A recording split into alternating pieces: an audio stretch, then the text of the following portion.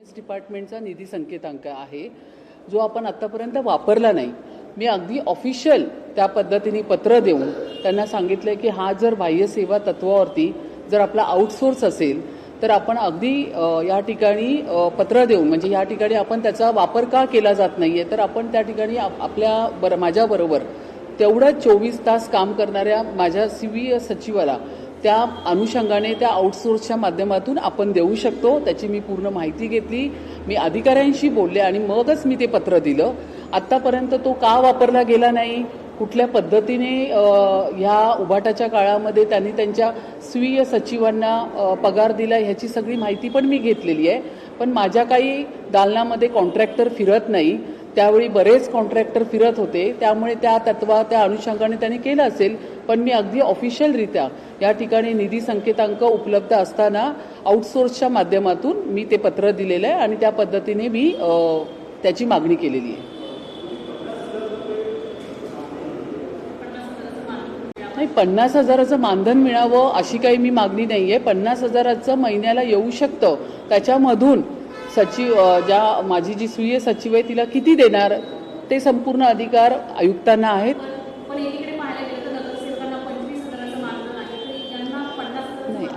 नगरसेवकांचं मानधन आणि हिचंही जे मानधन आहे जोपर्यंत मी महापौर आहे तोपर्यंत तिचं मानधन असणार। सल्लागार म्हणून आपण तसं बघायला गेलं तर मुंबई महानगरपालिकेमध्ये सल्लागारांना पण आपण आउटसोर्सच्या माध्यमातून त्यांना त्या ठिकाणी आपण फीस देत असतो।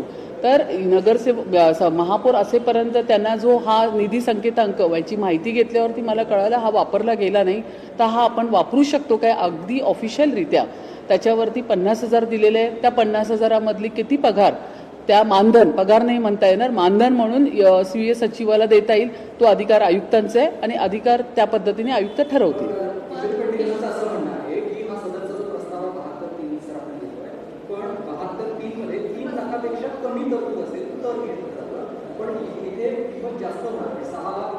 नाही, म्हणूनच मी तुम्हाला सांगितलं ह्याचा अधिकार आयुक्तांना आहे। जरी तो 50,000 दिला असेल तर 50,000 द्यावा, 40,000 द्यावा, 30,000 द्यावा की 25,000 द्यावा, तो आयुक्तांचा अधिकार आहे। एकदा तो ठराव पास झाल्यानंतर आयुक्त त्या बाबतीत ठरवतील।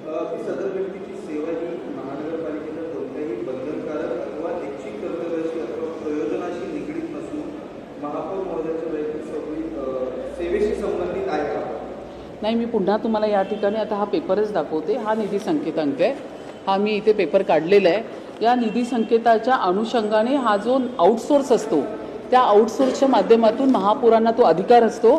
त्यांच्याबरोबर आता ह्या ठिकाणी जे आपले PS आहेत, पर्सनल सेक्रेटरी ज्या 2 आपल्या आहेत, एक तर आपल्याकडे मुंबई महानगरपालिकेमध्ये सध्या भरती प्रक्रिया होणार आहे, त्यामुळे अपुरा आपल्याला या ठिकाणची सगळी व्यवस्था मिळते आणि महापौरांचं काम हे जास्त असल्यामुळे कंटिन्यू 24 तास माझ्याबरोबर माझी जी स्वीय सचिव विनीता राव ह्या कंटिन्यू माझ्याबरोबर काम करतात, पूर्ण डायरी हँडल करतात। वेगवेगळ्या ठिकाणी गेल्यावरती वेगवेगळे काही कार्यक्रम्स माझ्याबरोबर ते असतात।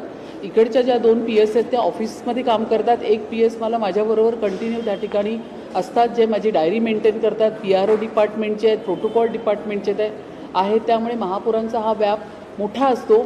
बऱ्याच लोकांच्या मागण्या असतात, विविध कार्यक्रम असतात, काही उपक्रम असतात, ह्या सगळ्या गोष्टी डायरीमध्ये नोंद कराव्या लागतात, संपूर्ण पाठपुरावा करावा लागतो, बोलावं लागतं। अशा पद्धतीचं कामकाज असताना त्या ठिकाणी मी जेव्हा माहिती घेतली MS डिपार्टमेंटच्या माध्यमातून तर हा आउटसोर्स असल्यामुळे आपण या निधी संकेतांकमधून हा आउटसोर्सची मागणी आपण महापौर करू शकतात।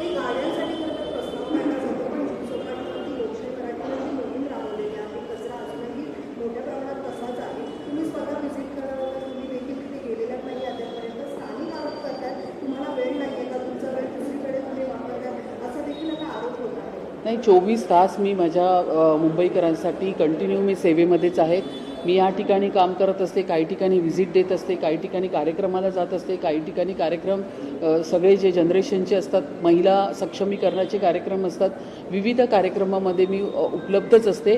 काही ठिकाणी मला जर ह्या जुहू चौपाटीची पण माझी व्हिजिट आहे तीही मी करणार आहे। परंतु गाड्यांची मागणी विरोधी पक्षनेत्या किशोरी पेडणेकर यांनी केली, मला या गोष्टीचं आश्चर्य वाटतं। माझ्याच दालनामध्ये बसून सगळ्यांबरोबर किशोरी पेडणेकर यांनी मागणी केली होती की माझ्याही पाठीला फार त्रास होतो, माझीही कंबर दुखते, त्यामुळे ह्या गाड्या आमच्या काढून त्या ठिकाणी कारण ह्या सगळ्या गाड्या मुंबई महानगरपालिकेमध्ये कॉन्ट्रॅक्ट बेसिसवर आहे। तर त्याच्यामुळे आपण ही गाडी काढून दुसरी गाडीची मागणी आपण करू शकतो, हे कॉन्ट्रॅक्टच दिलेलं आहे. तर त्यामुळे त्यांनीही त्या ठिकाणी सहमती दर्शवली होती. पण मला आश्चर्य वाटतं, किशोरी पेडणेकर ह्यांना बंगला चालतो पण यांना गाडी चालत नाही. बंगल्याची मागणी तर यांनी एवढी मोठी केली, मी तर त्याची पत्रकार परिषद घेऊन ती बोलून सुद्धा दाखवलं नाही. पण आता ठीक आहे, हरकत नाही. तर किशोरी पेडणेकरांनी मला सांगावं की मुंबई महानगरपालिकेच्या इतिहासामध्ये विरोधी पक्षनेत्याला आतापर्यंत बंगला मिळाला का, आणि तुम्हाला एवढा का हव्यास आहे बंगल्याचा. असंही आपण लोकप्रतिनिधी आहोत, या ठिकाणी लोकांचं काम करण्यासाठी आलेलो आहेत. मी स्वतः माझ्या बंगल्यामध्ये 5.5 महिन्यानंतर गेली, मी गेली सुद्धा नाही एवढ्या लवकर. तर ह्या आणि असंही बंगल्यामध्ये जाऊन सुद्धा सकाळी जाऊन संध्याकाळी मी जाते, त्यामुळे दिवसभर मी या आपल्या मुंबईकरांच्या सेवेमध्ये असते. तर किशोरी पेडणेकरला माझाच आता हा प्रश्न आहे की तुम्हाला मुंबई महानगरपालिकेचा तुम्ही बंगला मागता, पण आज ह्या सर्व जे म्हणजे किशोरी पेडणेकर ह्यांनाही ती गाडी आहे आणि बाकीच्या सर्व कमिटी चेअरमॅनला पण ती गाडी आहे, आणि त्या गाडीच्या माध्यमातून अशी सगळ्यांची तक्रार होती की पाठीचा त्रास होतोय त्याच्यातून. ही गाडी देण्याच्या ऐवजी दुसरी गाडी द्यावी जी कॉन्ट्रॅक्ट पद्धतीमध्ये आहे पालिकेमध्ये, तेवढी माफक मागणी फक्त या ठिकाणी आपल्या सगळ्या चेअरमॅननी सभागृह नेत्यांनी या ठिकाणी केली होती. पण त्यांना बंगला चालतो पण महानगरपालिकेची गाडी चालत नाही. 6 महिन्यापूर्वी खरं तर या सगळ्या गाड्या घेतल्या होत्या, त्यावेळेस कळलं नाही का की नाही, या गाड्या वापरल्यानंतरच आपल्याला कळतं. विषय एवढाच आहे की ठीक आहे, वापरल्यानंतर त्यांच्या लक्षात आलं, त्यांनी फक्त मागणी केली की आम्हाला ह्याऐवजी दुसरी मिळेल काय, कारण हे कॉन्ट्रॅक्ट असल्यामुळे त्यांच्याकडे वेगवेगळ्या प्रकारच्या गाड्या आहेत. तर ही गाडी तुम्हाला नको असेल तर आपण दुसरी गाडी देऊ शकतो असं त्याच्यामध्ये.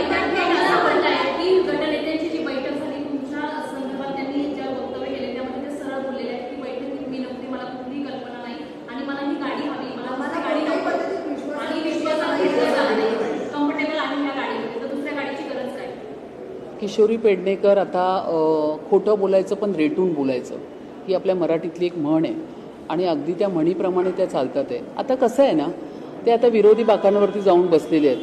25 वर्षाचा कारभार मुंबईकरांनी बघितलेला आहे आणि त्यांचा हा कारभार अशा पद्धतीनेच चालू होता, म्हणून मुंबईकरांनी ह्या लोकांना विरोधी बाकावरती बसवलेलं आहे. तर विरोधी बाकावरती बसून फक्त विरोध करायचा. तुम्हाला आता ह्या माध्यमातून मी मागची पण आठवण करून देते, इतका मोठा आपण चेंबूरच्या घटनेवरती आपण त्याच्यावरती वक्तव्य करणार होतो, परंतु त्यांना एक साधा जो मी अर्जंट बिझनेस घेतला त्याच्यामध्ये भांडूपची स्मशानभूमी होती किंवा एक 6 मीटरची आरेल होती, त्याच्यावरती जर ही लोक पोलिंग मागू शकतात. आता स्मशानभूमी ह्याच्यामध्ये त्यांना काय फायदा दिसतो मला माहीत नाही, पण स्मशानभूमीवरती पण ही लोक पोलिंग मागतात आणि सभागृहाचा त्याग करतात. पण तेच चेंबूरची जी घटना झाली ज्यामध्ये त्या छोट्या बाळाचा त्या ठिकाणी ॲक्सिडेंट होऊन निधन झाला, पण त्याच्यावरती ह्यांना ती चर्चा करणं योग्य वाटली नाही. तर आता कसं आहे, त्या ठिकाणी मी नव्हते, मला माहितीच नाही. आता किशोरीताईंचे माझ्याकडे फोन आहेत, मी येऊ शकत नाही, ही मीटिंग तुम्ही करून घ्या.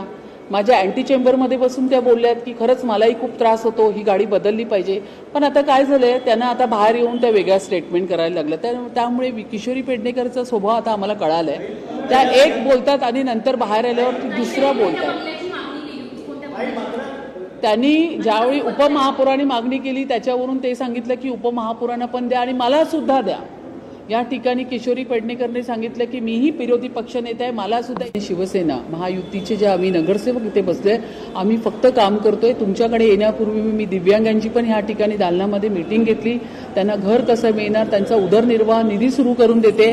त्याचबरोबर त्यांना मुंबई महानगरपालिकेच्या हॉस्पिटलमध्ये एक्सरे किंवा काही काढायचं असेल तर त्यासाठीही त्यांना एक, जसं त्यांना UDID कार्ड असतं त्याच पद्धतीने कार्ड आम्ही प्रोव्हाइड करण्याचा विचार करतोय. खरं आम्ही या ठिकाणी काम करतोय. या ठिकाणी भारतीय जनता पार्टी आणि शिवसेनेचे नगरसेवक या ठिकाणी कंटिन्यू काम करतात आहे. नॉनस्टॉप मीटिंग आता माझ्या दालनामध्ये सगळ्या मुंबईकरांसाठी चालू आहे.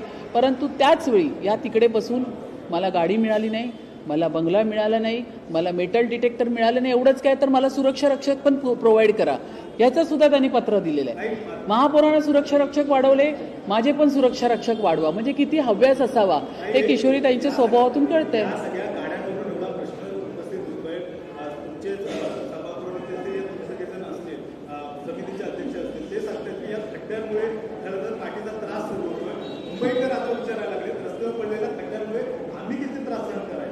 आज जर तसं बघायला गेलं तर पहिल्यांदा जे महाराष्ट्राचे मुख्यमंत्री आदरणीय देवेंद्रजी आणि DCM आदरणीय एकनाथराव शिंदे 2014 पासून 2020 किलोमीटरचे मुंबईचे रस्ते आपण CC करायला घेतले, त्याच्यामध्ये जवळपास 1700-1800 किलोमीटर आपण कंप्लीट करून हा पावसाळा पूर्ण केल्यानंतर लगेच आपण मार्चपर्यंत जवळपास 250-300 किलोमीटरचे रस्ते पूर्ण करतोय.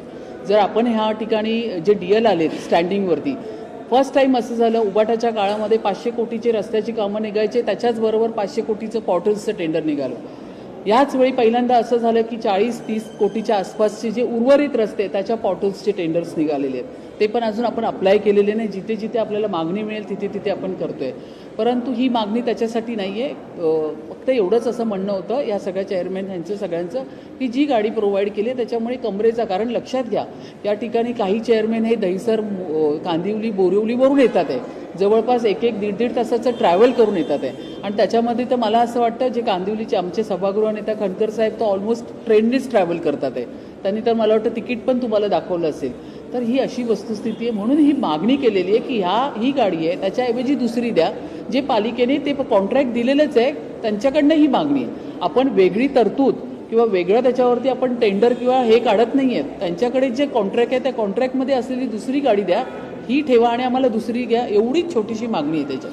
चेंबूरच्या घटनेच्या फेरपरीक्षणाचा अहवाल 12 दिवस झाले, तुम्ही फेरपरीक्षणाचे आदेश दिलेले आहेत.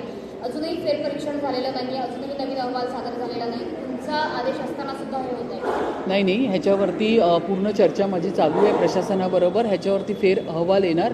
आपण जर पाहिलं की त्या अहवालामध्ये जर रस्ते अधिकारी आणि गार्डन अधिकाऱ्यांना निर्दोष केलं होतं तर त्याच्यामध्ये आता तुम्ही पाहिलं असेल गार्डनचे जे तिकडे अधिकारी होते त्यांना आपण निलंबित केलेलं आहे. म्हणजे या आपल्या कॉर्पोरेशनच्या चर्चेनंतर गार्डनच्या अधिकाऱ्यांवरती जबाबदारी निश्चित करून आपण त्यांना त्या ठिकाणी निलंबित केलेलं आहे. आणि दुसरी गोष्ट, कंत्राटदारावरती जो तुम्ही 5 लाखाचा आणि 2 लाखाचा सल्लागार तो जो तुम्ही त्यांना दिला होता, तर आम्ही ती सांगितली ती मागणी मोठी, म्हणजे जवळपास मोठा त्याला त्या ठिकाणी निश्चित झाली पाहिजे जबाबदारी आणि त्याच्यावरती सदोष मनुष्यवधाचा गुन्हा दाखल झाला पाहिजे. ही मागणी आजही माझी आहे.